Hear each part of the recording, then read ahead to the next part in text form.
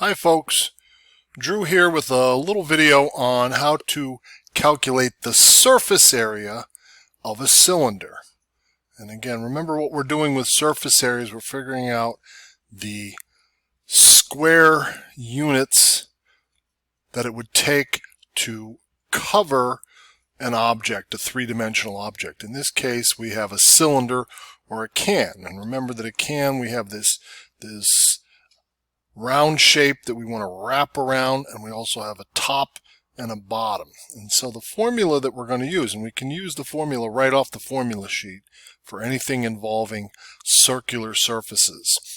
And the cylinder has two circular surfaces, so we're going to use this formula here. The surface area of a cylinder is 2 pi RH plus 2 pi r squared. And we know that all of these letters stand for something, and again, just as I always say, it's like a recipe. We have to put in the right ingredients, and if we put in the right numbers in the right places and put it in the calculator correctly, we'll get the right answer, just like any other geometry problem. So we have to recognize that we're calculating the surface area of a cylinder, and we can use this formula right here, that specific recipe.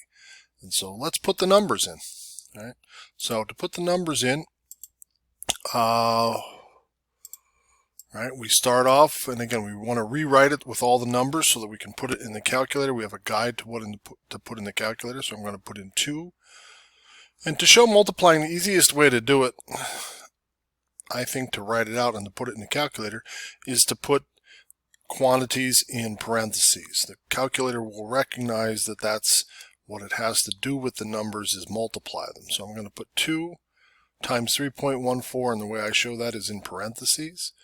And then the next thing that I want to put in is the r, which is the radius. Make sure, I have to stop and make sure that I have the right ingredient. Do I have a radius? I do. Halfway across, 10 centimeters. And I'm going to put that in parentheses. If it was a diameter, I would have to cut it in half before I put the number into my formula. H stands for height, and that's what cylinders have. Cylinders have height. Circles just have radiuses, but cylinders, now that we're writing a three-dimensional object, or we're showing a three-dimensional object, they have a height. In this case, it's 25 centimeters, so I'm going to put that in there. Again, in parentheses. Then I have this plus sign. I'm going to add to it, really, the area of the top and the bottom, right? We know, we can recognize there's our formula for area of a circle, pi r squared, but since I have a top and a bottom, I'm going to multiply that by 2 as well. So I'm going to put 2. Again, I'm going to put my multipliers in parentheses, 2 times 3.14, and then I want to write the radius. The radius again is 10. All right, and I can put that either in parentheses or outside of parentheses. I'm going to square it, so I need to have my little squared symbol. This time I'll put it outside the parentheses. Doesn't really matter. All right, so I have it in there, 2 pi radius times the height plus 2 times pi times the radius squared. And I can just put it, I don't have to simplify it or anything. I can put this whole expression right in my calculator exactly like this. And that's what I'm going to do. So let me flip over to the calculator. Right here it is. And let me see if I can see the whole thing now. Yep. So I'm going to put in 2 parentheses 3.14. Close the parentheses. Right, parentheses 10,